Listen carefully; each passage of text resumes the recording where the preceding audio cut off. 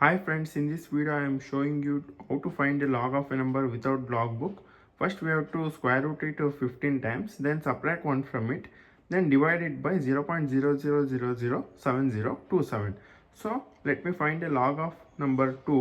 ಹೇಗೆ ಮಾಡೋದು ನೋಡಿ. ನಮಗೀಗ ಲಾಗ್ 2 ಬೇಕು ಅಂದರೆ ಲಾಗ್ 2ನ ಫಸ್ಟ್ ಪ್ರೆಸ್ ಮಾಡ್ಕೊಳ್ಳೋಣ. ಆಮೇಲೆ ಅದನ್ನು ಸ್ಕ್ವೇರ್ ರೂಟ್ ಮಾಡೋಣ. 15 ಟೈಮ್ಸ್ ಈ ಬಟನ್ ಒತ್ತಬೇಕು. 1 2 3 4 5 6 7 8 9 10 11 12 13 14 15. ಆಮೇಲೆ 1ನ ಸಬ್ಟ್ರಾಕ್ಟ್ ಮಾಡೋಣ, -1.